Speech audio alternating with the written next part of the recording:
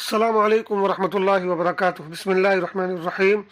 امام بخاری research academy علی گڑھ سے شائع ہونے والے ہفت روزہ الجمعہ میگزین 27 فروری 2026 مطابق 9 رمضان 1447 ہجری کے مضامین کی آڈیو ریکارڈنگ پیش خدمت ہے۔ پہلا مضمون ہے خاص کالم رمضان المبارک کی ایک اہم عبادت، مولانا احمد الیاس نعمانی۔ قرآن مجید میں سورہ بقرہ کی آیات 183 تا 187 رمضان اور روزوں سے متعلق ہیں۔ ان میں رمضان کی عظمت، اس کے روزوں کی فرضیت اور روزوں سے متعلق شریعت کے احکام پر روشنی ڈالی گئی ہے، لیکن بیچ میں ایک آیت نمبر 186 بظاہر کچھ اس طرح کی نظر آتی ہے کہ گویا اس کا رمضان یا اس کے روزوں سے کوئی تعلق نہ ہو۔ ارشاد ہوا ہے وَإِذَا سَأَلَكَ عِبَادِي عَنِّي فَإِنِّي قَرِيبٌ اجیب دعوت الداعی اذا دعان۔ ترجمہ: اور اے پیغمبر، جب میرے بندے آپ سے میرے بارے میں پوچھیں تو آپ ان سے کہہ دیجئے کہ میں قریب ہوں، جب کوئی مجھ سے دعا کرتا ہے تو میں اس کی دعا قبول کرتا ہوں۔ اس موقع پر یہ سوال ذہن میں آتا ہے کہ اس آیت کو رمضان اور روزوں سے متعلق آیات کے بیچ میں کیوں داخل کیا گیا، حالانکہ بظاہر اس میں رمضان اور روزوں سے متعلق کوئی ہدایت نہیں دی گئی ہے۔ دراصل اس میں اس بات کی طرف اشارہ ہے کہ رمضان کی ایک خاص عبادت دعا بھی ہے۔ یہ بات متعدد احادیث سے بھی معلوم ہوتی ہے۔ مثلا ایک حدیث میں ہے کہ آپ صلی اللہ علیہ وسلم نے فرمایا 3 لوگوں کی دعا رد نہیں ہوتی: روزے دار کی دعا افطار تک، انصاف پسند حکمراں کی دعا اور مظلوم کی دعا۔ ترمذی حدیث نمبر 3598، مسند احمد حدیث نمبر 8043۔ امت کے سلف صالحین، صحابہ، تابعین اور تبع تابعین کے یہاں رمضان میں بالخصوص افطار سے پہلے بہت اہتمام کے ساتھ دعاؤں کا معمول رہا ہے۔ معروف صحابی حضرت عبداللہ ابن عمرو بن عاص رضی اللہ عنہ کے سلسلے میں ایک روایت میں ہے کہ وہ افطار سے پہلے اپنے اہل خانہ کو جمع کر کے دعا کرتے۔ اب سے کچھ پہلے تک مسلمانوں یا کم از کم ان کے دیندار گھرانوں میں رمضان میں بالخصوص افطار سے پہلے بہت اہتمام سے دعائیں مانگنے کا معمول تھا۔ کوئی یوں ہی ہاتھ اٹھائے دعائیں مانگتا تو کوئی الحزب العظم یا مناجات مقبول جیسے مسنون دعاؤں کے مجموعوں کو ہاتھ میں لے کر اللہ کے حضور اپنی فریادیں رکھتا۔ افسوس، گزشتہ 2 دہائیوں میں زمانے کی نرنگینیوں نے ذوق دعا و عبادت کو جو زبردست نقصان پہنچایا ہے، اس کا اثر یہ ہے کہ رمضان میں بھی پورا دن اسکرین کے سامنے گزرتا ہے یا کھانے پینے کے انتظامات میں یوں وقت چلا جاتا ہے کہ دعا و مناجات کی طرف توجہ ہی نہیں ہوتی۔ دعا عظیم عبادت ہے۔ رسول اللہ صلی اللہ علیہ وسلم نے اسے ایک حدیث میں عبادت کا مغز اور جوہر قرار دیا ہے۔ ترمذی حدیث نمبر 3371۔ اللہ تعالیٰ نے دعا کا حکم دیا ہے، اور قرآن مجید ہی کی ایک اور آیت سورہ غافر آیت نمبر 60 سے عام طور پر مفسرین نے یہ سمجھا ہے کہ جو لوگ اللہ کے حضور دعائیں نہیں مانگتے، اللہ ان سے شدید ناراض ہوتا ہے اور اپنے حضور ہاتھ نہ پھیلانے کو بندوں کے تکبر اور اللہ سے ان کے اعراض پر محمول کرتا ہے۔ ارشاد ہے وقال ربکم ادعونی استجب لکم ان الذین یستکبرون عن عبادتی سیدخلون جہنم داخرین۔ تمہارا رب کہتا ہے مجھ سے دعا کرو، مجھے پکارو، میں تمہاری دعا قبول کروں گا۔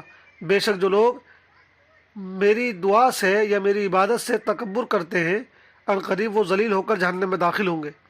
اس انجام سے اللہ کی پناہ۔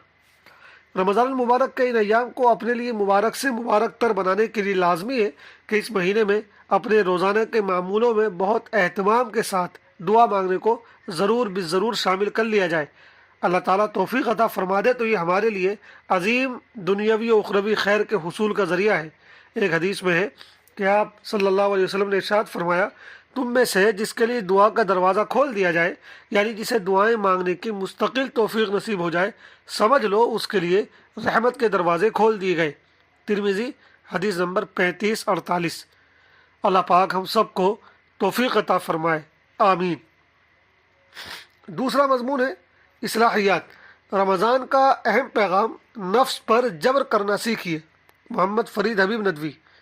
ہم میں سے اکثر لوگوں کا مسئلہ یہ ہے کہ ہم نیک بننا چاہتے ہیں لیکن اس کے لیے محنت نہیں کرتے، نیک بننے کی خواہش کرتے ہیں لیکن کوشش نہیں کرتے، اور اگر کبھی کوشش کرتے ہیں تو کچھ دنوں کے بعد ڈھیلے پڑ جاتے ہیں۔ ہم اپنی منچاہی زندگی گزارتے ہوئے نیک بننے کی تمنا کرتے ہیں، جو ممکن نہیں ہے۔ نیک بننے کے لیے اپنے نفس پر جبر کرنا ہوتا ہے، جو ہم نہیں کرتے ہیں، اور یہ حقیقت ہے کہ نفس پر جبر کیے بغیر کوئی شخص نیک نہیں بن سکتا۔ یہی وجہ ہے کہ قرآن نے جگہ جگہ یہ ہدایت کی ہے کہ اپنے نفس کی بات مت مانو، اگر نفس نیکی کرنے سے روکے تو اس پر جبر کر کے نیکی کرو، اور اگر نفس گناہ کرنے کو کہے تو اس پر جبر کر کے گناہ سے بچے رہو۔ ہمارا مسئلہ یہ ہے کہ ہمارا جب نیکی کرنے کا جی چاہتا ہے تو کر لیتے ہیں، اور جب جی نہیں چاہتا تو نہیں کرتے۔ مثال کے طور پر جب نماز پڑھنے کو جی چاہا تو پڑھ لی، اور جب جی نہ چاہا تو چھوڑ دی۔ یا جس وقت کی نماز ہلکی لگتی ہے اسے پڑھ لیتے ہیں، جیسے عصر کی نماز، اور جس وقت کی نماز بھاری لگتی ہے جیسے عشاء اور فجر کی نماز تو اسے چھوڑ دیتے ہیں۔ جبکہ مطالبہ یہ ہے کہ جی چاہے یا نہ چاہے تم نیک کام کرتے رہو۔ اس لیے اگر ہم واقعتاً نیک بننا چاہتے ہیں تو ہمیں اپنے نفس پر جبر کرنے کی عادت ڈالنی ہوگی۔ رمضان کا یہ مہینہ ہمیں نفس پر جبر کرنا سکھا دیتا ہے۔ ہم اس مہینے میں 10 نیک کام کرتے ہیں اور اس کے لیے اپنے نفس پر جبر کرتے ہیں۔ کھانے پینے کی اچھی اچھی چیزیں سامنے ہوتی ہیں اور کھانے کو جی بھی کر رہا ہوتا ہے، لیکن اپنے نفس کو مار کر رکھتے ہیں اور انہیں ہاتھ بھی نہیں لگاتے۔ شدت کی پیاس لگی ہوتی ہے اور ٹھنڈا پانی اور کولڈ ڈرنکس مہیا ہوتی ہے، لیکن مجال ہے کہ ایک بوند بھی منہ میں چلی جائے۔ رات کے آخری پہر میں بڑے زور کی نیند آ رہی ہوتی ہے اور بالکل بھی بستر سے اٹھنے کا جی نہیں چاہ رہا ہوتا ہے، لیکن ہم نفس پر جبر کر کے اٹھتے ہیں اور سحری کرتے ہیں۔ یہی حال رمضان کی دوسری عبادتوں کا ہے۔ تو جس طرح اس مبارک مہینے میں ہم اپنے نفس پر جبر کیے رہتے ہیں، اسی طرح ہمیں پورے سال اور پوری زندگی نفس پر جبر کی عادت ڈالنی چاہیے۔ ہم یہ طے کر لیں کہ جو کام فرض ہے انہیں انجام دینا ہی دینا ہے، خواہ جی چاہے یا نہ چاہے۔ اسی طرح جو حرام کام ہے ان سے دور ہی رہنا ہے، چاہے نفس کو ان کی طرف کتنی بھی رغبت کیوں نہ ہو۔ جو لوگ نفس پر جبر نہیں کرتے اور اس کی ہر بات مانتے ہیں، قرآن انہیں نفس کا بندہ کہتا ہے۔ یعنی جس طرح کچھ لوگ اللہ کے بندے ہوتے ہیں اور اس کے احکام پر عمل کرتے ہیں، ایسے ہی کچھ لوگ نفس کے بندے ہوتے ہیں اور نفس کی باتوں پر عمل کرتے ہیں۔ ایک جگہ ارشاد ہے، افرأیت من اتخذ الہہ ہواہ، کیا تم نے اس شخص کو دیکھا جس نے اپنی خواہش نفس کو اپنا خدا بنا رکھا ہے؟ سورہ فرقان آیت نمبر 43۔ اور جو لوگ نفس کی بات نہیں مانتے ہیں اور اس کی خواہشات کی مخالفت کرتے ہیں تو قرآن ان کا ٹھکانہ جنت بناتا ہے، جیسا کہ سورہ نازعات آیت نمبر 40 میں ہے۔ اس لیے اگر ہم صحیح معنی میں خدا کے بندے بننا چاہتے ہیں تو نفس کی بندگی سے باہر نکلنا پڑے گا، اور رمضان ہمیں اسی کی ٹریننگ دیتا ہے۔ تیسرا اور آخری مضمون ہے زکوٰۃ۔ زکوٰۃ کے فضائل اور وعیدیں۔ محمد فرید حبیب ندوی۔ زکوٰۃ اور صدقے کے فضائل و فوائد۔ قرآن و حدیث میں صدقہ و زکوٰۃ کے بہت سے فضائل اور فائدے بیان کیے گئے ہیں، جن میں سے کچھ مندرجہ ذیل ہیں۔ زکوٰۃ ادا کرنے سے بقیہ مال پاک ہو جاتا ہے۔ نمبر 2، زکوٰۃ ادا کرنے والے کے لیے نبی کریم صلی اللہ علیہ وسلم رحمت کی دعا کرتے ہیں۔ نمبر 3، زکوٰۃ اور صدقہ دینے والے کو 700 گنا بڑھا کر اجر دیا جاتا ہے، اور اخلاص وغیرہ کی وجہ سے اس اجر میں زیادتی کا بھی وعدہ ہے۔ نمبر 4، زکوٰۃ اور صدقے میں خرچ کرنا گویا اللہ کے ساتھ تجارت کرنا ہے جس میں کسی نقصان کا ڈر نہیں۔ نمبر 5، صدقہ قیامت کے دن ہمارے لیے حجت اور دلیل بنے گا، یعنی وہ ہماری بخشش کے لیے دلیل کا کام دے گا۔ نمبر 6، زکوٰۃ اور صدقے کی ایک کھجور یعنی معمولی حصہ بھی اس کو اللہ تعالیٰ اپنے ہاتھ میں لیتا ہے اور اس کی اسی طرح پرورش کرتا ہے جیسے انسان اپنی اونٹنی کے بچے کی پرورش کرتا ہے، یہاں تک کہ وہ چھوٹی سی کھجور اللہ کے یہاں بڑے پہاڑ کے برابر بن جاتی ہے۔ نمبر 7، جو شخص زکوٰۃ و صدقہ ادا کرنے والا ہوگا اسے جنت کے اسپیشل گیٹ یعنی باب الصدقہ سے داخل کیا جائے گا۔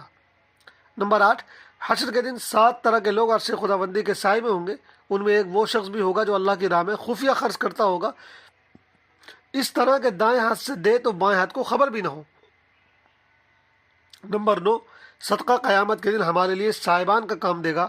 نمبر 10، صدقہ گناہوں کو اس طرح مٹا دیتا ہے جیسے پانی آگ کو بجھا دیتا ہے۔ زکوٰۃ نہ دینے کی وعیدیں۔ حضرت ابو ہریرہ رضی اللہ تعالیٰ عنہ سے روایت ہے کہ نبی کریم صلی اللہ علیہ وسلم نے فرمایا، جو شخص سونے چاندی کا مالک ہو اور اس کا حق یعنی زکوٰۃ ادا نہ کرے تو قیامت کے دن اس کے لیے آگ کے تختے تیار کیے جائیں گے جنہیں جہنم میں تپایا جائے گا، اور اس کے پہلو، پیشانی اور پیٹھ کو داغا جائے گا۔ جب وہ تختے ٹھنڈے ہو جائیں گے تو دوبارہ تپائے جائیں گے۔ یہ سلسلہ اس دن تک جاری رہے گا جس کی مقدار 50,000 سال کے برابر ہوگی۔ پھر بندوں کے درمیان فیصلہ کیا جائے گا اور وہ دیکھے گا کہ اس کا ٹھکانہ جنت ہے یا جہنم۔ مسلم حدیث نمبر 987۔ تقریباً یہی بات سورہ توبہ آیت 34-35 میں بھی کہی گئی ہے۔ اسی طرح ایک دوسرے حدیث میں آپ نے ارشاد فرمایا کہ جس شخص کو اللہ تعالیٰ نے مال دیا اور اس نے اس کی زکوٰۃ ادا نہ کی تو قیامت کے دن اس کا مال ایک زہریلے سانپ کی شکل میں آئے گا جس کے سر پر 2 سیاہ دھبے ہوں گے۔ وہ اس کے گلے میں توق کی طرح لپٹ جائے گا اور کہے گا میں ہوں تیرا مال، میں ہوں تیرا خزانہ۔ بخاری حدیث نمبر 1403۔ ایک حدیث اور ہے کہ ہر دن صبح کے وقت 2 فرشتے نازل ہوتے ہیں، ان میں سے ایک دعا کرتا ہے اے اللہ خرچ کرنے والے کو نعم البدل عطا فرما، اور دوسرا کہتا ہے اے اللہ کنجوس کے مال کو برباد کر دے۔ بخاری حدیث نمبر 1442، مسلم حدیث نمبر 1010۔ اللہ تعالی ہم سب کو عمل کرنے کی توفیق عطا فرمائے، آمین۔ والسلام علیکم ورحمۃ اللہ وبرکاتہ۔